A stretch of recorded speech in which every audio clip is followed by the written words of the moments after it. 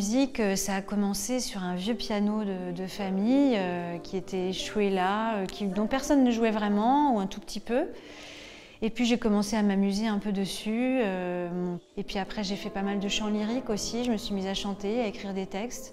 Mais entre-temps je suis partie aussi avec un piano à roulettes avec des amis sur les routes de France. On est parti, c'était plutôt du piano classique d'ailleurs, moi j'ai une formation classique au départ.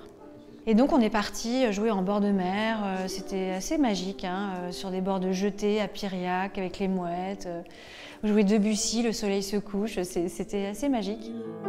Faire la planche au soleil et flotter, flotter, le cœur léger.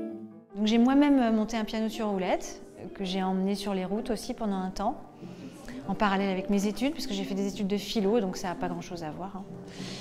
Et puis j'ai toujours écouté beaucoup de chansons. Mes parents écoutaient de la chanson, chantaient tout le temps. Donc j'étais vraiment un bain de musique important, mais pas professionnel. C'est-à-dire que c'était pas dans la famille, mais c'était le goût de ça, la passion de ça. Ouais.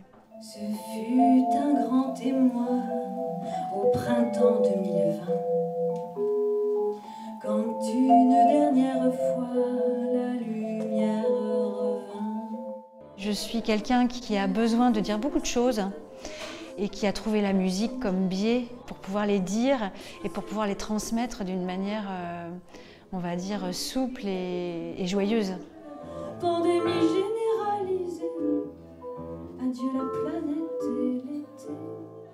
Et puis la scène, ça m'a vraiment, j'ai adoré ça quoi. Petit, esprit mal assuré, petit, inconfiant et vivant. Je me suis pas dit, ah, je vais devenir auteur-compositeur. Non, je me suis jamais dit ça. Mais j'ai commencé à écrire des petites choses, à en improviser. J'avais très envie de raconter des choses de mon expérience, de manière plutôt poétique, mais j'avais envie de dire des choses. Et je me suis dit qu'un compagnie au piano, c'était quand même un outil formidable, quoi. Donc ça a commencé comme ça, puis il y a des amis qui m'ont dit « Ah mais c'est très joli ça, vas-y ».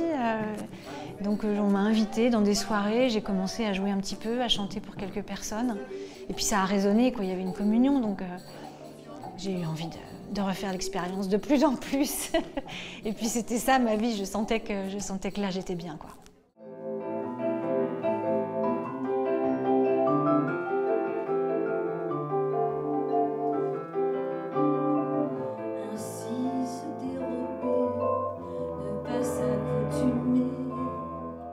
Les choses sont complexes, elles ont des résonances diverses, on peut être à la fois très joyeux et très triste, on peut avoir une émotion très sombre et en même temps en faire une lumière incroyable.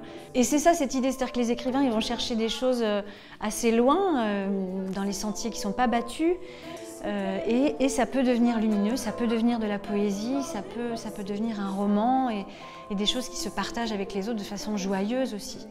Donc je crois que ça traverse un petit peu aussi tout cet album Satori, ça devient réalité d'un seul coup, c'est super.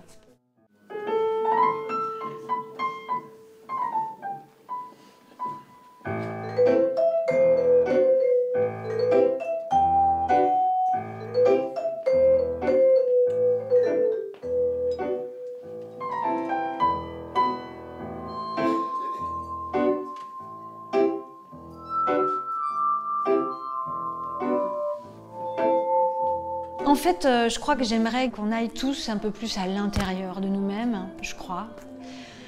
Donc la musique, je trouve vraiment, est le chemin idéal pour ça, parfait, parce qu'on se laisse faire, on se laisse emporter, et on peut aussi aller dans des chemins qu'on n'a pas l'habitude d'emprunter. J'espère que les mots et la musique se fondent pour nous emmener dans un endroit où on ne sait pas forcément. Et puis je ne veux pas vraiment guider un endroit précis, c'est-à-dire que justement ce mystère, en fait, j'aimerais que ça ouvre l'imagination et qu'on s'embarque dans des histoires et que ce ne soit pas forcément du concret, du terre-à-terre.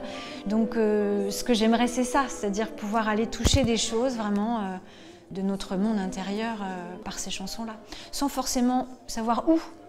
Mais justement, je pense que c'est ça qui peut être intéressant. Les